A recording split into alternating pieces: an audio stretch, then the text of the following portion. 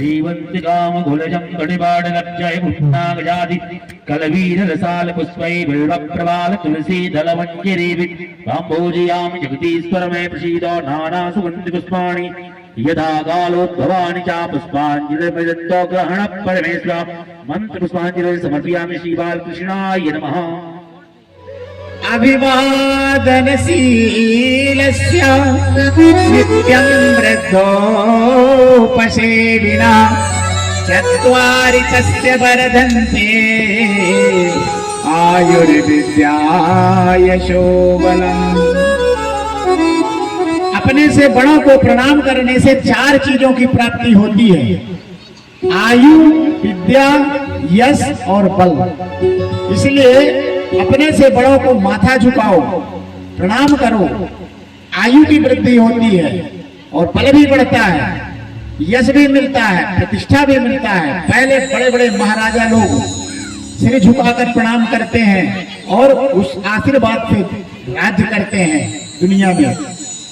महर्षि मार्कंडेय का नाम आप लोगों ने सुना होगा। महर्षि मार्कंडेय इस 30 कल्प से अमर है, जो नर्मदा मैया का परिक्रमा किए हैं। महर्षि मार्कंडेय जैसे परिक्रमा किसी ऋषि ने नहीं किया। महर्षि मार्कंडेय जी के पिताजी हैं मृकंडू। मृकुंड सोन सौनका सुरारि से सर्वदा तदीय पाद पंकजम नमामि माते नर्मदे। मृकंडू मुनि भगवान शिव के बहुत ही परम भक्त थे, पर उनके कोई संतान नहीं थी। एक दिन भगवान शिव की पूजन करने लगे और चिंतित बैठे थे। भगवान शिव प्रकट होकर के बोले, ऋषि तुम्हें चिंता किस बात की है? बोले, प्रभु मेरे संतान नहीं है। बोले, संतान नहीं है तो हम तुझे संतान तो दे देंगे, परंतु वह अल्प वायु वाला होगा, 5 साल से ज्यादा नहीं उसकी उम्र होगी। बोले, ठीक है प्रभु। मृकंडू जी के पुत्र 5 साल की आयु वाला हुआ। अब मृकंडू जी महाराज ने उस पुत्र को इतनी सुंदर शिक्षा दिया। बोला, बेटा कोई भी व्यक्ति तुम्हारे सामने से गुजरे तो प्रणाम जरूर किया कर। और वह बालक जो है कोई भी उनके सामने से गुजरता है दौड़ करके प्रणाम करता है।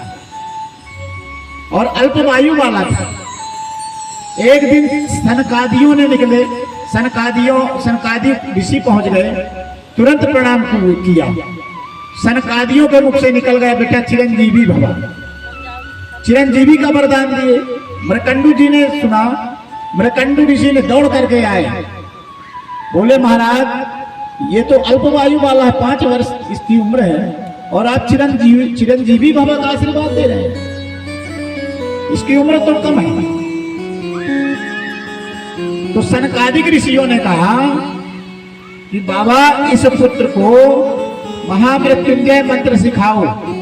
महामृत्युंजय मंत्र जो है यह अमोघ मंत्र है, महामृत्यु में भी ले जाता है और महामृत्यु से बचा भी देता है। इसमें लगा है महामृत्युंजय।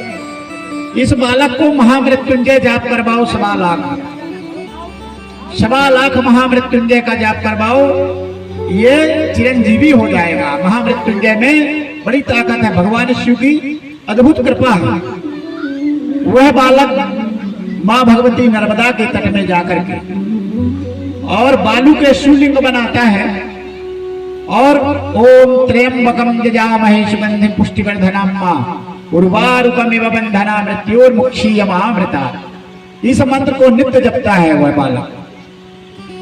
और जैसे ही जपते जपते इनकी उम्र भी पूरी होने वाली थी, 5 वर्ष की उम्र का भी समापन होने वाला था और मंत्र भी 1.25 लाख पूरा होने वाला था। यम के दूत आ गए लेने के लिए। बोले, बेटा चलो। और जो ही यम के दूतों ने इनको स्पर्श किया तो ये भगवान नर्मदा जी, शिव जी का लिंग लिए हुए मां नर्मदा के तट में और मंत्र को बोल रहे थे। और यम को दूतों ने जब स्पर्श किया तो तुरंत उस शिवलिंग से भगवान शिव खड़े हो गए। भगवान शिव ने वरदान दिया कि बेटा चिरंजीवी भवा, अमर हो जा। तो यह महामृत्युंजय मंत्र के चमत्कार का प्रताप है और अपने से बड़ों को प्रणाम करने का प्रताप है। आज वह बालक छोटे छोटे बच्चों को प्रणाम नहीं करता तो आज उसको इतना बड़ा आशीर्वाद प्राप्त नहीं होता। इसलिए प्रणाम जरूर करिए, अपना मस्तक हमेशा बड़ों को देख करके झुकाइए। भगवान राम भी कहते हैं, प्रातः काल उठ के रघुनाथा, माते पिता गुरु ना वही माता। सर्वप्रथम सुबह उठिए, धरती को प्रणाम करिए, धरती माता है, और अपने माता पिता को प्रणाम करिए और करावलोकन करिए। कराग्रे वस्ते लक्ष्मी, कर मध्य सरस्वती, कर मूले स्थितो ब्रह्मा, प्रभाते कर दर्शनम। और सुबह 4 बजे उठना चाहिए। कहते हैं महाकाली, महालक्ष्मी, महासरस्वती तीनों देवियों का पहरा लगता है। जो स्त्रियां सोती रहती हैं, सुबह नहीं उठती हैं, तो उनको अन्नपूर्णा मैया, लक्ष्मी मैया आशीर्वाद नहीं देती है। घर में आती है अन्नपूर्णा में और क्रोध करके लौट जाती है, श्राप दे देती है।